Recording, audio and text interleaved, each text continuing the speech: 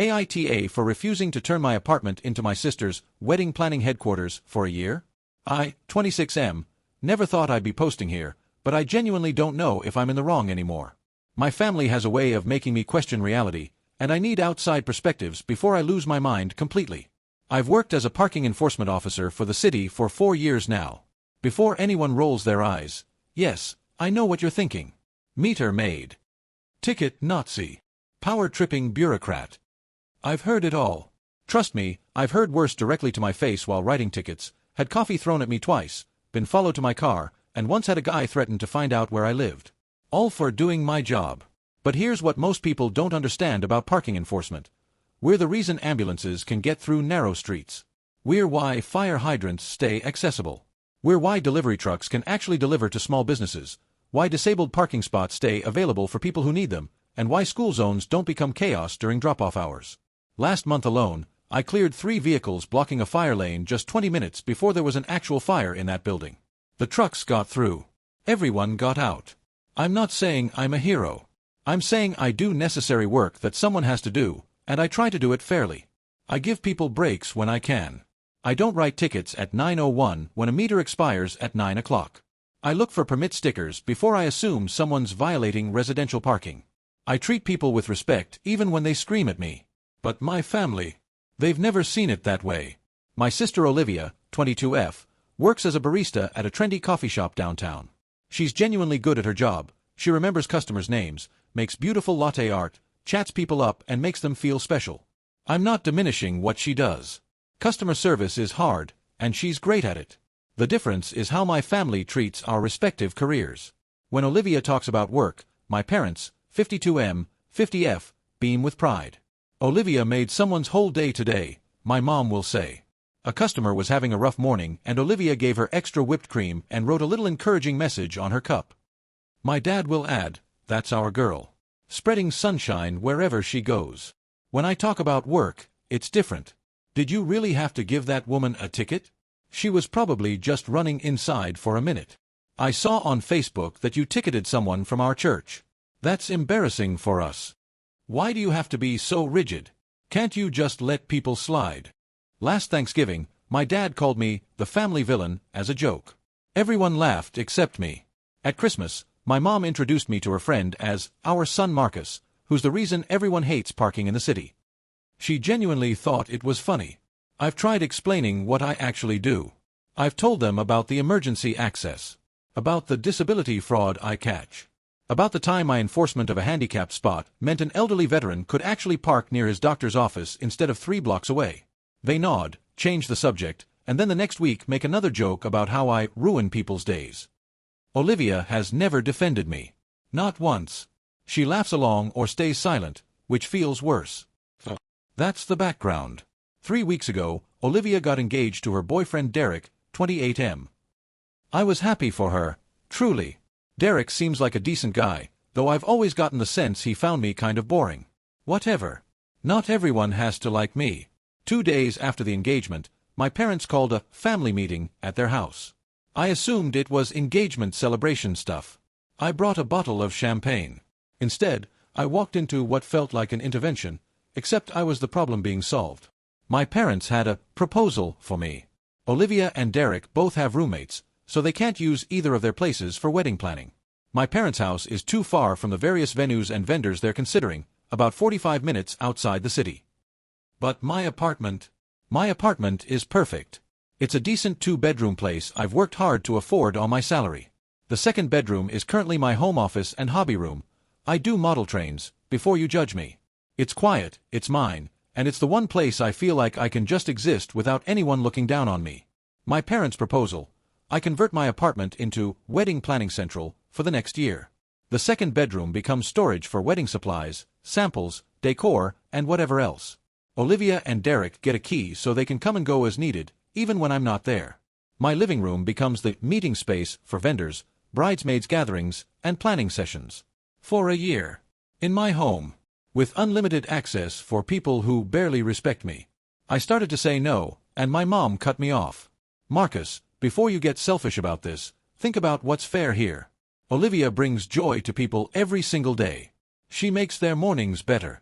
She's the neighborhood sweetheart, everyone at the cafe adores her. And you? You spend your days making people miserable. You give them tickets that cost them money and ruin their afternoons. She makes people's day while you ruin them. The least you can do is help her have her perfect wedding. I sat there, completely frozen. My dad nodded like this was the most reasonable thing anyone had ever said. Olivia had the decency to look slightly uncomfortable, but she didn't say anything. Derek was scrolling on his phone. "We're not asking you to pay for anything," my dad added, like that was the issue. "Just share your space. Be a team player for once." For once. I said I needed to think about it and left. They've been texting me daily since then. Mom sent a Pinterest board of wedding staging ideas for my living room. Dad sent a passive-aggressive article about how family sacrifice creates lasting bonds. Olivia sent a single message, "It would really mean a lot to me. Think about it." My best friend thinks I'm absolutely justified in saying no. My coworker thinks I should set it on fire, metaphorically, and go no contact. But a small poisoned part of my brain keeps whispering that maybe they're right. Maybe I am selfish. Maybe I do ruin people's days, and this is my chance to contribute something positive. I haven't answered them yet. I've written about 15 different responses and deleted them all. Am I the asshole for not wanting to do this? Edit, I should clarify, they're not offering to pay rent, help with utilities, or contribute anything. The proposal was that I do this for free as a family contribution. Also, my model train setup took 3 years to build. It would have to be completely dismantled and stored somewhere, where? For the duration. Update 1. The conversation that changed everything. 3 days after I posted here, I still hadn't responded to my family. The comments on my original post were overwhelming. I didn't expect that many people to validate what I was feeling. A lot of you shared stories about being the family scapegoat, about having jobs that people disrespect, about boundaries being treated as a tax. I read every single one. But the real shift came from somewhere unexpected. My supervisor, Gary. Gary, 54M, is one of the most respected people in our department. He's been doing this job for 23 years, started when he was younger than I am now. He's the one who trained me, who taught me the job wasn't about punishment but about maintaining order and access. He's fair, patient, and incredibly good at defusing hostile situations. We were on a break, eating lunch in the municipal lot where we park our vehicles, when he asked me if everything was okay. I must have been visibly off, because Gary's not usually one to pry. I didn't plan to tell him everything, but somehow it all spilled out. The engagement, the proposal, my mom's comments about how Olivia makes people's days while I ruin them. How I've spent 4 years trying to prove my job has value and my family still treats me like I'm doing something shameful. Gary was quiet for a long moment. Then he said something I'll never forget. "My daughter didn't invite me to her wedding." I stared at him. Gary's mentioned his kids before, 2 daughters, both adults now. He's got their photos on his desk. I'd always assumed they were close. "Her fiancé's family is very concerned with appearances," he continued. "They didn't want their guests knowing that their son-in-law's father-in-law is a parking officer. Too embarrassing." My daughter agreed. She told me it would be easier if I just didn't come. Gary. That's painful. Yeah. It was. Still is, some days. He took a bite of his sandwich like this was any normal conversation. "But here's what I figured out, Marcus. The shame isn't in the work. The shame is in people who can't recognize that every functioning society needs someone to maintain the unglamorous systems. Someone has to make sure the streets work. Someone has to enforce the rules that keep things fair. The fact that most people only notice us when they're inconvenienced doesn't mean our work doesn't matter. It means they have the luxury of taking it for granted." He looked at me directly. "Your family looks at your sister and sees someone who gives people a tiny dose of happiness in their morning. That's real. That's valuable. But you know what else is valuable? Making sure the ambulance got through to save Mrs. Hernandez on Cypress Street last year. Making sure the accessible spots stay accessible. Making sure the fire lane was clear when the elementary school had that kitchen fire. You do work that people resent, and you do it anyway because it matters. That's not shameful. That's integrity." I didn't know what to say. My throat was tight. "Your family wants you to feel small, so you'll make yourself smaller for their convenience," Gary continued. "But you're not obligated to shrink. You're not obligated to convert your home into a shrine for someone who's never once stood up for you. Saying no isn't selfish. It's self-respect." After lunch, I went back to my route with a different weight in my chest. Lighter in some ways, heavier in others. That night, I wrote my response to the family group chat. It took me 2 hours and I didn't delete it once. I've given this a lot of thought, and my answer is no. I'm not converting my apartment into a wedding planning space. My home is my home, and I'm not comfortable giving unlimited access to it for a year. This isn't about not wanting Olivia to have a nice wedding, it's about maintaining reasonable boundaries around my own living space. I also want to address something Mom said at the meeting. I don't ruin people's days for a living. I enforce regulations that keep streets accessible for emergency vehicles, ensure handicapped spaces are available for people who need them, and maintain order in parking zones that would be chaos without enforcement. I've spent 4 years doing this job professionally and ethically, and I'm tired of having it dismissed as something shameful. I love this family, but I need to be treated with the same respect that Olivia receives. My job is different from hers, not lesser. I'd appreciate if we could move forward with that understanding. I'm happy to contribute to the wedding in other appropriate ways, helping with a specific task, attending showers and events, being a supportive brother. But my apartment is off the table. Marcus. The response was immediate and exactly what I expected. Mom, I cannot believe you're making this about you when your sister is planning the most important day of her life. Dad, disappointing but not surprising. You've always put yourself first. Olivia, I didn't realize this would be such a big deal. Sorry if I made you feel used. I just thought since you're alone there anyway it wouldn't matter. That last one stung the most. Since you're alone there anyway. Like my life is just empty space waiting to be filled with someone else's priorities. I didn't respond to any of them. I put my phone on silent, worked on my model train setup for 3 hours, and went to bed feeling more at peace than I had in years. Update 2. Standing my ground. The next few weeks were difficult but clarifying. My parents tried several tactics. First came the guilt. Your grandparents would be so disappointed in how you're treating family. Then came the bribery. What if we paid for part of your utilities during the year? Note, they'd never offered to help with my bills before, and framing basic consideration as a special favor was almost impressive in its manipulation. Then came the cold shoulder, complete radio silence for 11 days. I used that silence to do something I should have done years ago. I started seeing a therapist. Her name is Dr. Rashid, and in our first session, she asked me something that cracked me open. When was the last time you felt genuinely proud of your job without immediately thinking about how others might judge it? I couldn't remember. Every accomplishment came with a built-in asterisk in my mind. I helped clear that fire lane, but people probably think I'm just a power-tripping ticket writer.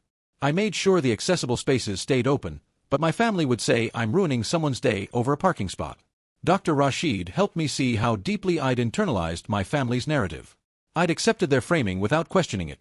That jobs which bring obvious, visible joy are inherently more valuable than jobs which maintain invisible systems. But invisible systems are what make the visible ones possible. The barista makes beautiful lattes because someone maintained the road the coffee truck drove on, ensured the delivery zone was clear, kept the electrical grid functioning. Nobody thanks the grid workers until the power goes out. Essential but unpopular work, Dr. Rashid said, is often the most valuable because it requires someone to endure discomfort for the public good. That takes a particular kind of strength. Meanwhile, the wedding planning proceeded without my apartment. Olivia and Derek ended up renting a small office space downtown for their planning headquarters. It cost them money they clearly resented spending, based on the pointed comments Olivia made on social media about having to pay for space when family wasn't helpful.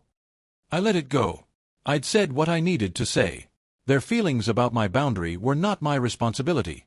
The wedding itself was in September. Beautiful venue, nice weather, about 150 guests. I attended. I wore a suit I paid for myself. I gave a generous gift from the registry. I shook hands, smiled for photos, and kept conversations surface level. During the reception, my mother cornered me near the bar. I hope you're happy, she said. Olivia was so stressed about the planning space situation. It added so much unnecessary pressure to an already overwhelming time. That's unfortunate, I replied calmly. I hope she enjoys her marriage. The ceremony was lovely. You know, Marcus, being part of a family means sacrifice. It does. And sacrifice should be mutual, not unilateral. She didn't have a response for that. I took my drink back to my table and spent the rest of the evening having genuinely nice conversations with Derek's extended family, who seemed to find my job interesting rather than embarrassing. His uncle was a former city planner and asked me detailed questions about enforcement patterns and accessibility compliance. It was the most engaged anyone had been in my work in years. I left the wedding feeling strangely peaceful. I'd done my part. I'd shown up, been gracious, and maintained my dignity. Whatever came next, I could live with. Update 3. 3 months after the wedding, everything changes. 3 months after the wedding, I got a text from Olivia. Just 2 words. Can we talk? I almost didn't respond. Our relationship had been functionally non-existent since my boundary setting. She hadn't reached out except for obligatory holiday texts, and those felt more like performance than connection. But something made me say yes. Maybe curiosity. Maybe the therapy was working and I was more open than I used to be. We agreed to meet at a coffee shop, not her workplace, neutral ground. When I arrived, Olivia was already there. She looked different. Not physically, really, but there was something subdued about her. Less performatively cheerful. When she saw me, she didn't do the exaggerated wave and smile she usually did. She just nodded and gestured to the seat across from her. "Thanks for coming," she said. "I wasn't sure you would." "I almost didn't. But you asked, so here I am." She wrapped her hands around her coffee cup like she was cold, even though the shop was warm. "I need to tell you some things. Some of them might not make sense yet, but I need to say them." I nodded. Waited. "Derek and I have been having problems," she began. "Basically since the honeymoon ended. Maybe before that, if I'm honest." I didn't interrupt. This was clearly hard for her. At first I thought it was just adjustment stuff. Living together full-time, figuring out finances, all of that. But it kept getting worse. We were fighting about everything. Whose turn it was to do dishes. Why the apartment wasn't clean enough. Whether we were spending too much money on things. I kept thinking if I just worked harder, was sweeter, did more, it would get better. Did it? No. She laughed, but it was hollow. It got worse. Last month, we had a huge fight and Derek said something that, I still can't stop thinking about it. She took a breath. He said, "Olivia, I love you, but you expect everything to be handed to you. You think being charming means you don't have to do hard things. And when something's hard, you either wait for someone else to fix it or you make them feel guilty for not fixing it for you." I stayed quiet, but something in my chest tightened. Those words could have come out of my own mouth, if I'd ever had the courage to say them. "I was so angry at first," Olivia continued. "I told him he was being cruel. That I'm a hard worker. That I've always been the one making everyone around me happy. But he said that making people feel good in the moment isn't the same as doing the difficult work of building something that lasts. That I was used to being praised for small, easy kindnesses and had never learned to do the big, hard ones." She looked up at me. Her eyes were red-rimmed. "We started seeing a marriage counselor. Her name is Dr. Whitmore. And Marcus, the things she's helped me see." She trailed off. I prompted her. "Like what?" "Like the fact that I was raised to be the golden child. That's not me being arrogant, that's what Dr. Whitmore called it. She said it's a family dynamics pattern where one child gets unconditional approval and another gets blamed for everything. The golden child learns that they deserve good things just for existing. The scapegoat learns that their needs are always secondary." I felt like I'd been struck. "Scapegoat. Yeah." Olivia's voice cracked. "That was you, Marcus. You were the scapegoat. And I never saw it because I was too busy enjoying being the favorite." She reached across the table like she wanted to take my hand, then stopped, unsure if she had the right. "I've been thinking about everything differently since Dr. Whitmore started pointing out the pattern. The way Mom and Dad talked about your job. The way they made you feel like a villain for doing necessary work. The way they asked you to give up your home for my wedding like your space and your boundaries didn't matter at all. The way I never once stood up for you because standing up for you would have meant questioning why I got treated so much better." I didn't trust my voice. I just nodded. "Your job is hard, Marcus. Not just the confrontations, but doing something every day that people resent you for, knowing it's necessary, and doing it anyway. You enforce rules that make the neighborhood work. You keep ambulances able to reach people. You make sure the systems everyone depends on actually function. And I never," her voice broke, "I never appreciated that you chose a hard job that helps people. I just accepted Mom and Dad's version, where you were somehow the bad guy because people don't smile at you like they smile at me." She wiped her eyes. "I'm sorry. I'm so deeply sorry. For the wedding thing, but also for everything before that. 4 years of letting you be treated like you were less than me. For never saying anything when they made those jokes. For making you feel alone in your own family." I finally found my voice. "Why are you telling me this now?" Because Dr. Whitmore asked me to think about who I'd hurt by accepting my role in the family dynamics. And your face was the first one I saw. The way you looked at the family meeting when Mom said that thing about you ruining people's days, I've never been able to forget that look.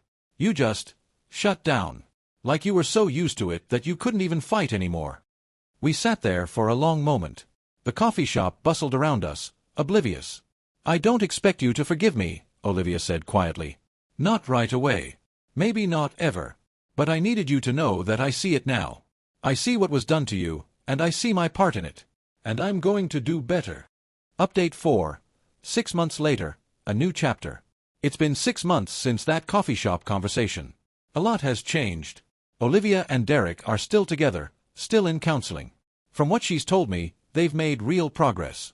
Derek has his own work to do. His confrontational communication style wasn't exactly healthy either, but they're both committed to building something more equitable. She tells me he apologizes now when he's wrong. She tells me she does hard things without waiting to be rescued. They're learning. My relationship with Olivia is different. We're not super close, but we're actually talking. Real conversations, not surface performances. She asks about my work, genuinely asks, not as a setup for a joke. Last month she called me when one of her regulars at the cafe got a parking ticket and was complaining loudly about it. I almost said something defending you, she told me. I stopped myself because I didn't want to make it weird, but I thought about you and I didn't laugh along like I would have before. It's small, but it's something. The bigger changes came with my parents. Olivia has, apparently, been having difficult conversations with them. Not confrontational ones, she's not built for that, but honest ones. She's told them about the counseling, about the golden child/scapegoat dynamic, about how Dr. Whitmore has helped her see patterns she never questioned before. She's asked them to consider whether they've been fair to me.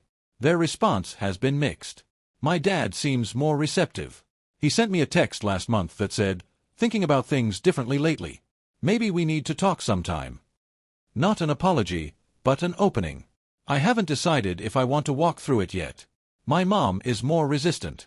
She called Olivia's counselor, one of those therapy people who makes everyone blame their parents for everything. She hasn't reached out to me at all. Part of me grieves that.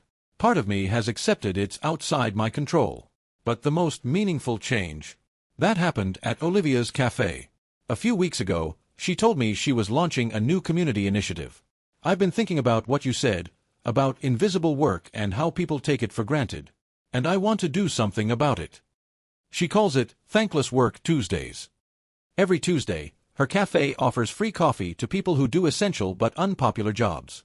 Parking enforcement officers, code inspectors, social workers who have to remove children from dangerous homes, meter readers, DMV employees, tow truck drivers, anyone whose job keeps systems functioning but earns them more criticism than gratitude. The first Tuesday, I was invited as a guest of honor. I almost didn't go. I'm not big on attention, and the thought of being paraded around as some kind of symbol felt uncomfortable. But Olivia wasn't parading me. She'd put up a simple sign explaining the initiative. This cafe exists because roads work, electricity flows, mail gets delivered, and 1,000 invisible systems function every day. This is our small way of saying thank you to the people who keep things running even when no one notices. Thankless work deserves the most gratitude. She'd gotten coverage in the local paper. The first week, 8 parking enforcement officers showed up, mostly people from my department.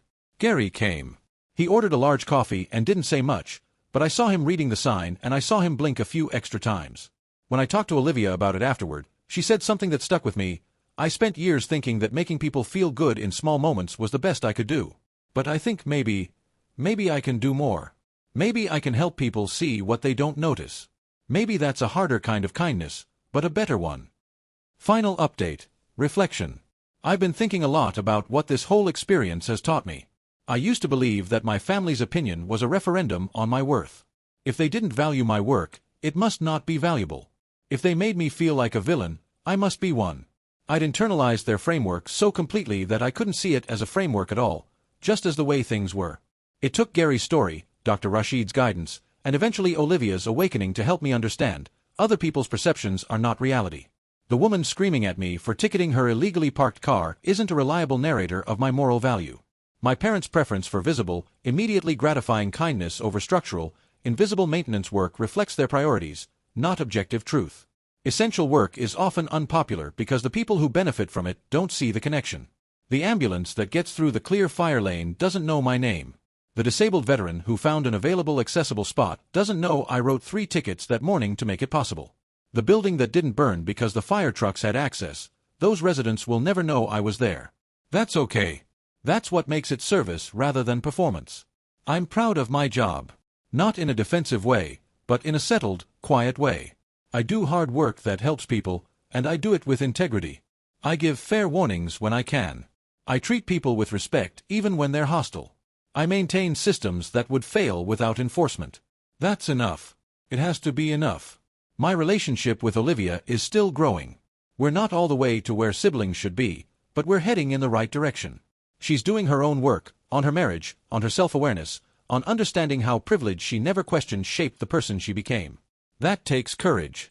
I respect her for doing it. My relationship with my parents is more uncertain. I've accepted that they may never fully see me. That acceptance isn't passive, it's protective.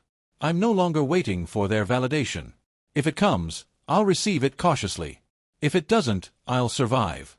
Last week, I went back to Olivia's cafe on a thankless work Tuesday. A young guy in a parking enforcement uniform was sitting by the window, looking uncomfortable the way I probably looked my first week on the job. Uncertain. Defensive. Already bracing for judgment. I sat down across from him. He tensed up, expecting criticism. First year? I asked. 8 months. Gets easier. Not the job, the people don't get nicer. But your skin gets thicker and your sense of purpose gets clearer. You're doing work that matters. Don't let anyone make you forget that. He looked at me like nobody had ever said that to him before. I'm Marcus, I said. Parking enforcement, downtown district. If you ever need someone to talk to, someone who gets it, I'm around. His name was Jordan. He'd taken the job because it was stable and had decent benefits, but he was already feeling beaten down by the public hostility and his girlfriend's embarrassment about what he did. His story sounded familiar. We talked for an hour. I told him about Gary, about Dr. Rashid, about the fire lane and the ambulance and the 1,000 small ways our work ripples out invisibly. About how the people who yell at you are rarely the people who benefit from you, and how that asymmetry can be disorienting if you're not prepared for it. When we left, he seemed a little taller. A little more certain. That felt like the whole point. Not the free coffee, not the recognition sign, not even Olivia's apology, though those things mattered. What mattered most was the continuity of it. Someone helped me see my worth, and now I could help someone else see theirs. The chain doesn't break just because individual people don't notice it. That's the thing about invisible work, it's only invisible until you learn to see it. And once you see it, you can't unsee it. I enforce parking regulations. I keep fire lanes clear. I protect accessible spaces. I maintain systems that most people only notice when they fail. I do a job that makes me no one's favorite and a lot of people's target. And I'm proud of every single ticket. TLDR, my family wanted me to sacrifice my home for my sister's wedding while treating my parking enforcement career as shameful. I said no, maintained my boundary, got therapy, and found clarity. My sister's marriage struggles led her to counseling, where she recognized our toxic family dynamics and reached out to apologize. Now she runs a Thankless Work Tuesday initiative at her cafe honoring people in essential but unpopular jobs. I'm still a parking enforcement officer. I'm still proud of it. And I'm finally surrounded by people who understand that thankless work deserves the most gratitude.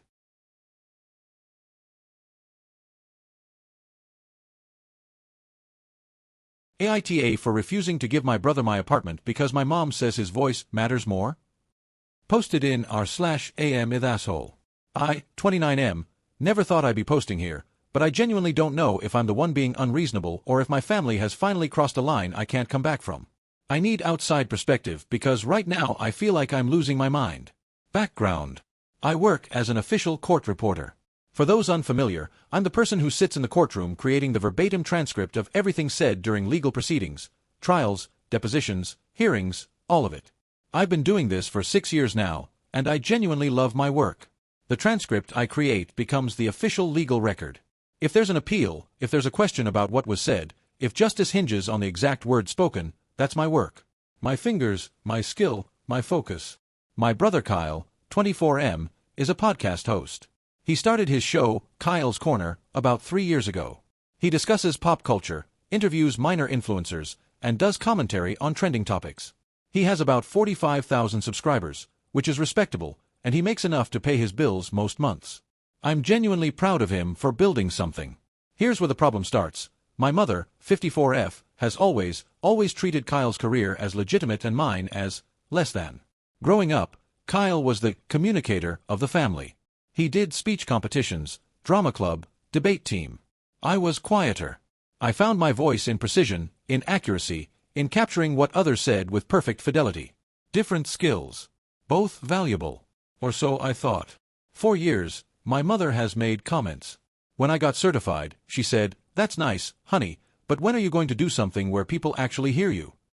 When I got hired at the Superior Court, she asked if I was still just typing what other people say. When Kyle hit 10,000 subscribers, she threw him a party. When I received a commendation for my work on a complex federal case, she forgot to return my call about it for 3 days. I've learned to live with this. It hurts, but I've compartmentalized it. I have my work, I have friends who respect what I do, I have purpose. The current situation. Kyle got engaged 2 months ago to a woman named Meredith, 26F. She's lovely, smart, funny, currently in her 2nd year of law school. I've only met her a handful of times, but she's always been kind to me. Here's the issue. Kyle has been living in a studio apartment. It's small, about 400 square feet, in a decent area. I have a 2-bedroom apartment that I've been renting for 4 years. I worked my way up to afford this place. The 2nd bedroom is my home office where I do freelance deposition work in the evenings. This extra income has allowed me to build savings, pay off my student loans, and actually have financial stability. Last week, my mother called me and told me, not asked, told me, that I needed to trade apartments with Kyle. Her exact words, "Kyle needs the space now that he's getting married. Meredith will expect a proper home. You're just one person doing your little typing thing, you don't need 2 bedrooms." I was stunned. I explained that I use both bedrooms, that my home office is essential to my freelance income, that I've built my life around this apartment. Her response gutted me. "Marcus, be reasonable. Kyle has his own voice that people actually want to hear. He needs a proper space to record his show, to build his brand. What you do is just transcribing what other people say. You could do that anywhere. A studio would be fine for someone who just listens and types." I tried to explain, again, what court reporting actually entails. The years of training. The certifications. The legal weight of my work. The fact that I create the official record that determines whether justice is served. She cut me off. "This is about family, Marcus. Meredith comes from a good family, and they need to see that we communicate well, that we support each other. If you refuse, you'll make Kyle look bad, and then what will her family think of our communication skills?" I said no. I told her I wouldn't be trading my apartment. Since then, she has called me 7 times. Each call has included some variation of, "You're being selfish. Kyle has a platform, people listen to him, he needs space for that. You just write down what other people say, why do you need anything special? This is why you've always been difficult. You never listen to anyone." The irony of being told I never listen, when my entire profession is built on capturing every word with perfect accuracy, is not lost on me. Kyle texted me yesterday. He said, "Mom says you're being weird about the apartment thing." I didn't even ask her to do this, but honestly bro, it would be nice. You know I need the space more than you do. You could do your typing job anywhere. Typing job. I am so tired. I am so tired of creating the official legal record that determines the course of people's lives while my own mother acts like I have no voice. I am so tired of being told that what I do is just typing, while Kyle talks about celebrity drama and gets treated like he's doing something meaningful. I am so tired of being the invisible one who captures everything and is acknowledged for nothing. I haven't responded to Kyle yet. I don't know what to say. Am I the asshole for refusing to give up my apartment? Am I being selfish? Should I just accept that my work will never be seen as valuable to my family and give Kyle what he wants so we can all move on? Edit. I want to be clear, I don't hate Kyle or his podcast. I think what he does has value. I just wish my work was seen as having value too. Is that too much to ask? Update 1. The judge noticed something. Posted 3 weeks later. I wasn't planning to update this, but something happened that I need to process, and you all were so incredibly supportive in the comments that I feel like I owe you this. First, thank you. Thank you to everyone who validated that court reporting is skilled, important work. Thank you to the lawyers, paralegals, and other court reporters who commented explaining what we do. Thank you to the people who saw the pattern in my mother's behavior for what it was. I read every single comment, some of them multiple times, and I cried more than I care to admit. I did not give up my apartment. I told Kyle, via text, that I wouldn't be trading living spaces with him and that I hoped he could respect my decision. His response was a single thumbs-up emoji, which I'm choosing to interpret as neutral rather than hostile. My mother has not taken it as well. She called me unsupportive and jealous of your brother's success at a family dinner 2 weeks ago. I left early. She has since told several extended family members that I'm being difficult about a simple housing arrangement and that she doesn't know what went wrong with me. My aunt called to encourage me to be the bigger person. I declined. But here's what I actually want to tell you about. I work primarily with 3 judges in our Superior Court. One of them is Judge Patricia Holloway, who has been on the bench for 22 years. She's known for being fair, thorough, and remarkably perceptive. I've done hundreds of proceedings in her courtroom. Last Tuesday, we had a complicated civil case, a contract dispute that required meticulous attention to technical language. During a morning recess, Judge Holloway asked me to stay behind for a moment. This isn't unusual. Sometimes judges need to clarify something for the record or discuss scheduling. She sat down in one of the gallery chairs and looked at me for a long moment. Then she said, "Mr. Chen, how long have we worked together?" "Almost 5 years, Your Honor. In that time, you have never once provided me with an inaccurate transcript. You have caught attorneys' misstatements that would have affected case outcomes. You have maintained perfect composure through some of the most difficult testimony I've ever presided over. You are, without exaggeration, one of the finest court reporters I have ever worked with." I didn't know what to say. "Thank you, Your Honor," felt inadequate. Then she leaned forward slightly and said something that made me feel like the ground had shifted beneath me. "I've noticed you seem diminished lately. I hope you don't mind my saying that. You still do excellent work, but there's something behind your eyes that wasn't there before. I recognize it because I've seen it before, in domestic violence victims, in people emerging from controlling relationships, in children of parents who made them feel small." I couldn't speak. I literally could not form words. This woman, who I had only ever interacted with professionally, had seen something in me that I had been hiding for 29 years. "I'm not trying to pry into your personal life," she continued. "But I want you to have this." She handed me a business card. Dr. Elaine Whitmore. She specializes in adults who were raised by narcissistic parents. She helped my daughter tremendously. If any of what I've said resonates with you, I encourage you to reach out to her. I took the card. My hands were shaking. "Mr. Chen, Marcus, the work you do matters. The record you create is often the only thing standing between justice and injustice. Your voice is in every transcript you produce, in every accurate word you capture, in every piece of testimony you preserve. Don't let anyone tell you otherwise." I went home that night and looked at the card for a long time. Then I looked up Dr. Whitmore's website. She had written several articles about invisible children, the ones in families who aren't seen, whose accomplishments aren't celebrated, who learn to make themselves small to accommodate a sibling who takes up all the space. It was like reading my own biography.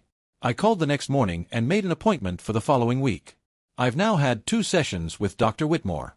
I'm not going to share everything we've discussed. Some of it is too raw, too personal, but I want to tell you what she said in our first session that changed how I see everything. "Marcus, you were trained from childhood to believe that your voice doesn't matter. But what you do professionally is preserve other people's voices when they matter most, when they're giving testimony that could change their lives, when they're speaking truth to power, when their words become part of the permanent legal record. You do for others what was never done for you. That's not a coincidence. That's adaptation. And it's also a form of profound empathy." I had never thought of it that way. I chose this profession because I believed other people's words were worth preserving. Because I understood, on some deep level, how terrible it feels to speak and not be heard. She also said something else that I'm still sitting with. Your mother has created a family system where your brother is the voice and you are invisible. But consider this, podcasts are ephemeral. Entertainment. Your brother speaks into a microphone and his words float away. You capture words that become law. You create permanence. Your work will be referenced in legal decisions for decades. Which of you truly has a voice that lasts? I don't say this to diminish Kyle. I'm working on not seeing everything as a competition, because that was also part of the family dynamic. Everything was Kyle versus Marcus, and Kyle always won. But I'm starting to understand that I don't have to win against Kyle. I just have to stop losing against myself. I'll update again when there's something to tell. Update 2. Meredith found out. Posted 6 weeks after original. Things have developed rapidly, and I owe you all another update. First, therapy is going well. Dr. Whitmore has been helping me establish boundaries with my mother, something I've never really done before. I've limited our calls to once a week, and when she starts comparing me to Kyle or diminishing my work, I've started saying, "I'm not going to discuss this with you." And then I change the subject or end the call. It's uncomfortable. It feels wrong, like I'm being rude. But Dr. Whitmore reminds me that setting boundaries isn't rude, it's necessary. The discomfort I feel is the result of years of being trained to accept mistreatment. My mother does not like the new me. She's told my aunt that I'm being cold, and that she's worried about my mental health. The irony of her worrying about my mental health while being the primary threat to it is, again, not lost on me. But that's not the big news. The big news involves Meredith. Remember how I said she was in her second year of law school? Well, apparently, she had a court observation requirement for one of her classes. She was assigned to spend 3 days observing proceedings in various courtrooms. Completely by coincidence, or maybe fate, one of those days was in Judge Holloway's courtroom. While I was working, I didn't notice her at first. I was focused on a particularly contentious hearing involving expert testimony in a product liability case. Multiple experts, rapid cross-examination, technical terminology, the kind of case where one missed word could be catastrophic. I was in the zone. During a recess, Meredith approached me. "Marcus, I didn't know you worked here." I explained that I'd been at this courthouse for several years. She seemed genuinely interested, asking me questions about the equipment I use, how fast I type, how I handle multiple speakers talking at once. I showed her my stenotype machine and explained the phonetic chord system. She was fascinated. "This is incredible," she said. I had no idea this was what court reporting involved. In my mind, I guess I pictured someone just typing really fast. But this is like its own language. I smiled and said something like, "Most people don't realize what's involved." Then she said something that made my stomach drop. "Wait, is this what Kyle's mom meant when she said you do typing work?"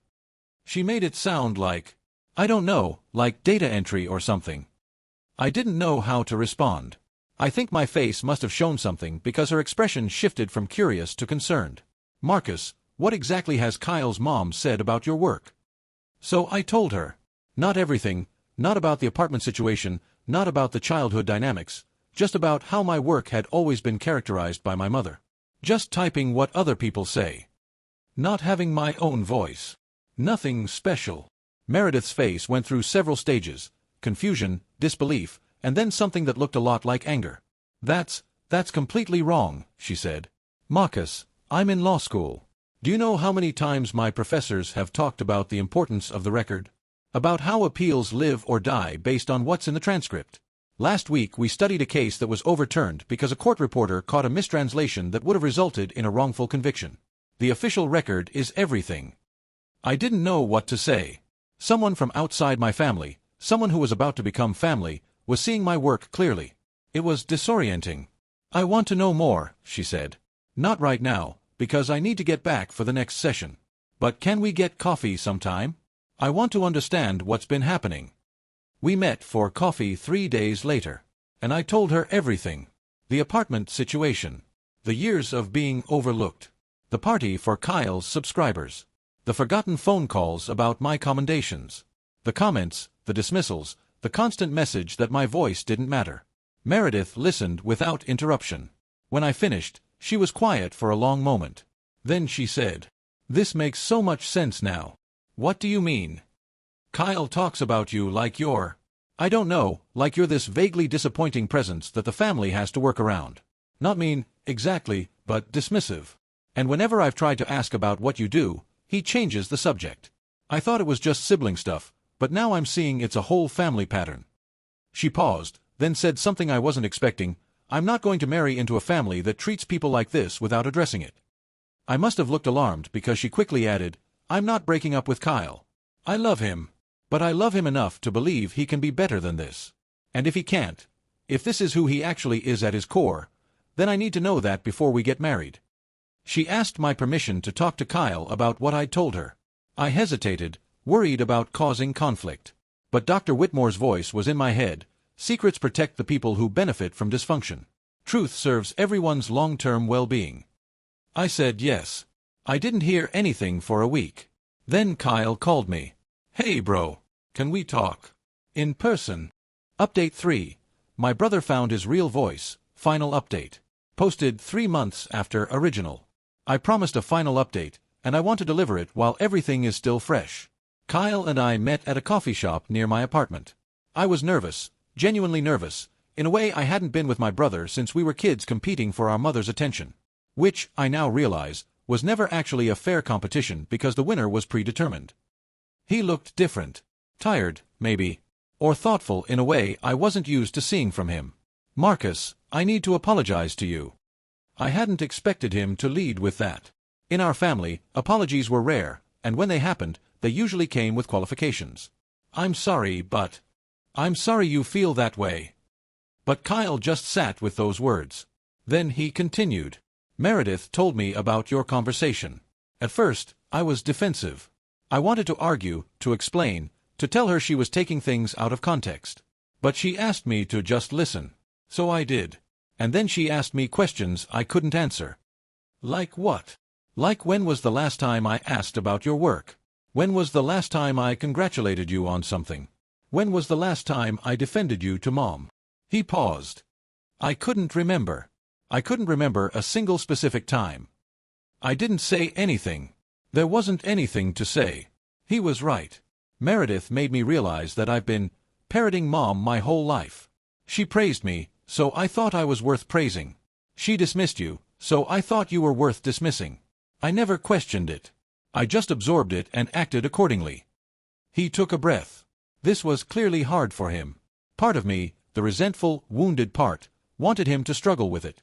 But a larger part, the part Dr. Whitmore has been helping me nurture, felt something I hadn't expected, compassion. Because Kyle was also shaped by our mother's dysfunction. He was just shaped in a different direction. Meredith is insisting on couples therapy before the wedding. Not because our relationship is in trouble, but because she wants to make sure we're not building a marriage on, her words, inherited dysfunction. I agreed. And my therapist has also recommended that I do individual work specifically on family dynamics. He looked at me directly for the first time since we'd sat down. I've been doing some reading about what court reporters actually do. I had no idea, man. Honestly, no idea. The certifications, the years of training, the responsibility. I thought it was like, I don't know, like being a secretary or something. He winced. That sounds terrible to say out loud. It does, I agreed. But I appreciate you saying it. At least you're being honest. I was so focused on my own platform, my own audience, my own voice, that I never considered what you were doing. What you were building.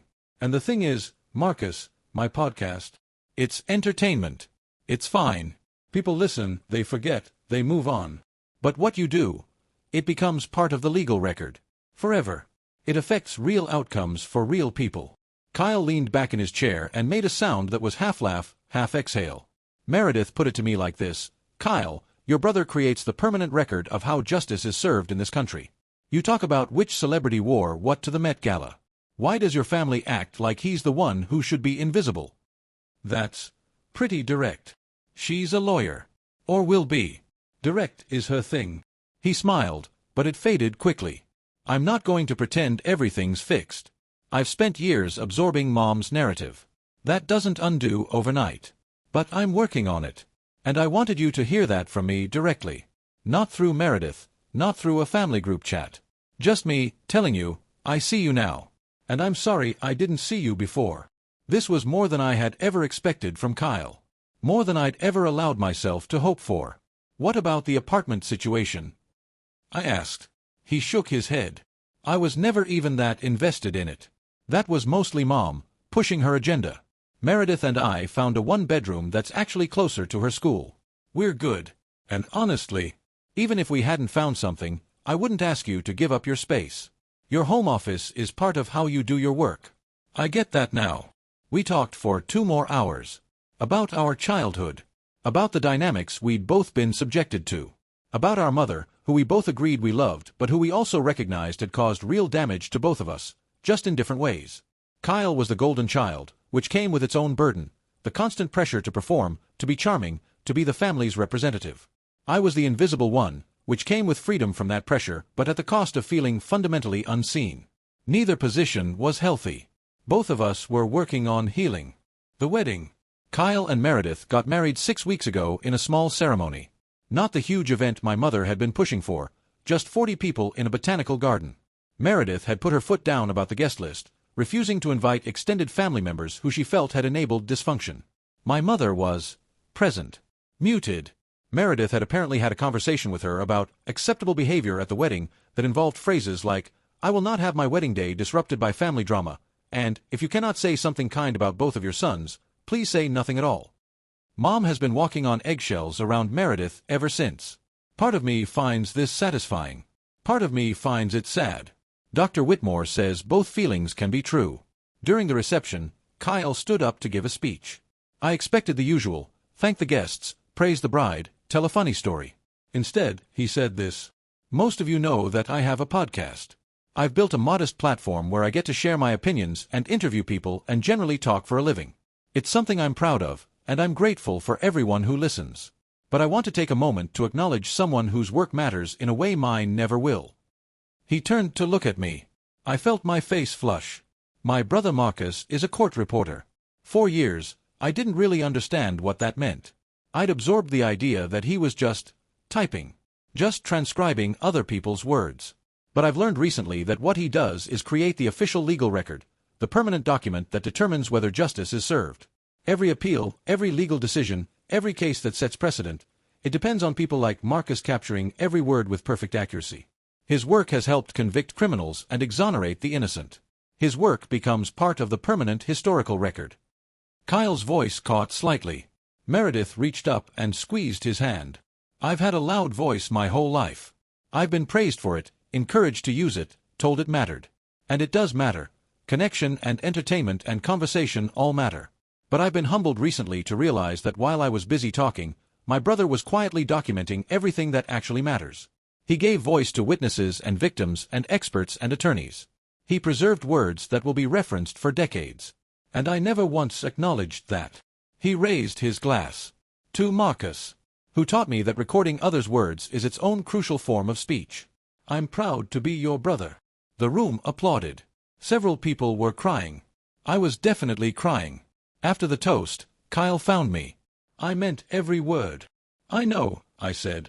Thank you. I have an idea, by the way, for the podcast. I want to start doing a series on people who work behind the scenes in the legal system. Court reporters, stenographers, legal transcriptionists, interpreters. People whose work is invisible but essential. Would you be willing to be my first interview? I said yes. Where we are now. Kyle's new podcast series launched 2 weeks ago.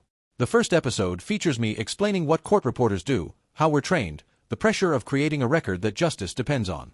The second episode features one of my colleagues who specializes in real-time transcription for deaf and hard-of-hearing individuals.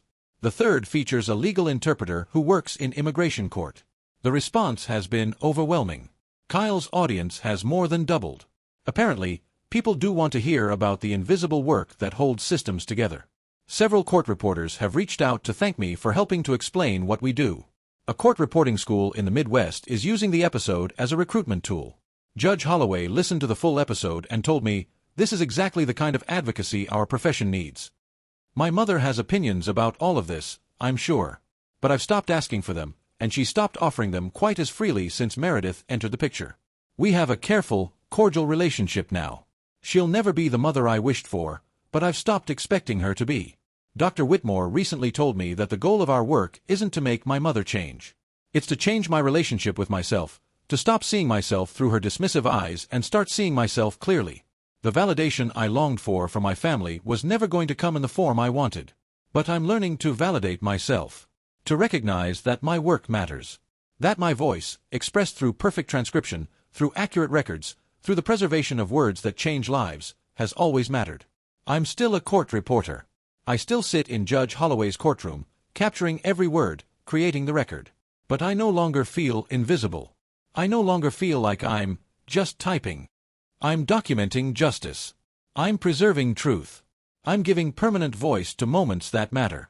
And finally, after 29 years, I understand that this has always been enough. Final edit. To everyone who has sent messages, shared their own stories, or simply validated that my work matters, thank you. I have read every single one. For those of you who recognized your own family dynamics in my story, please know that it gets better. Therapy helps. Boundaries help.